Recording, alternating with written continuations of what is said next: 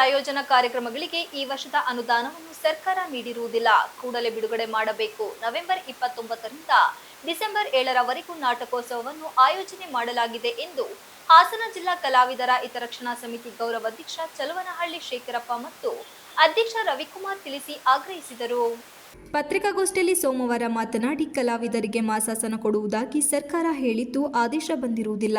ಹೇಳಿಕೆ ನೀಡಿರುವುದಕ್ಕೆ ನಾವು ಮುಖ್ಯಮಂತ್ರಿ ಹಾಗೂ ಕನ್ನಡ ಮತ್ತು ಸಂಸ್ಕೃತಿ ಇಲಾಖೆ ಸಚಿವರಿಗೆ ಧನ್ಯವಾದಗಳನ್ನು ತಿಳಿಸುತ್ತೇವೆ.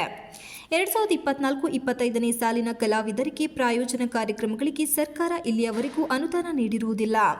ಕೆಲ ಕಲಾವಿದರು ವೃತ್ತಿ ಕಲಾವಿದರಿದ್ದು ಅದರಿಂದಲೇ ಜೀವನ ಮಾಡಬೇಕು.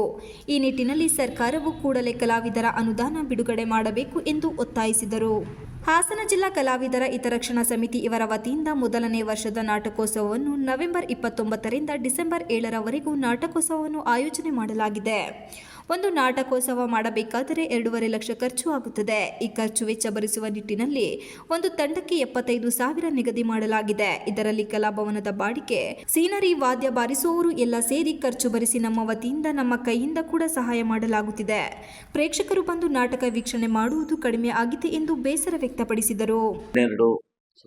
ಶನಿವಾರ ತನಕ ಈ ಒಂದು ಕಾರ್ಯಕ್ರಮವನ್ನು ಆಯೋಜಿಸಿದ್ದೇವೆ.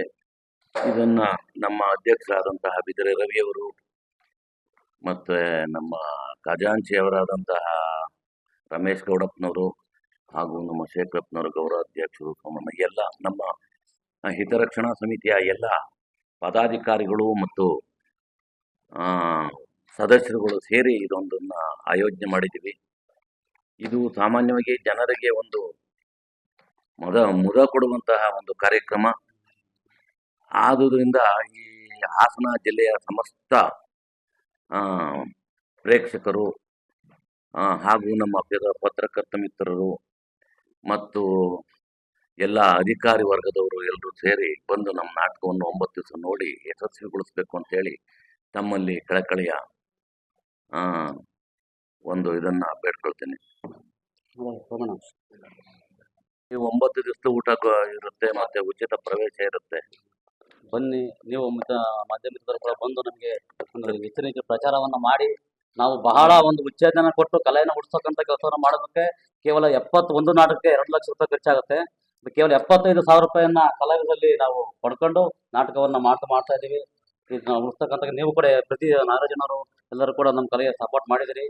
ಎಲ್ಲ ಮಾಧ್ಯಮಿಕರವರು ಕೂಡ ಈ 4-5 ದಿನನೂ ಕೂಡ ನಾವು ಪತ್ರಿಕೆಯಲ್ಲಿ ಇದನ್ನು ಮುದ್ರಣ ಮಾಡಿ ನಮಗೆ ಪ್ರಚಾರವನ್ನು ಮಾಡಿಕೊಡ್ತಾರೆ. ಮತ್ತೊಮ್ಮೆ ನಿಮಗೆ ಕಳಕಳಿಯನ್ನು ಕೇಳ್ಕೊಳ್ತಾ ಇದ್ದೀನಿ. ಧನ್ಯವಾದಗಳು.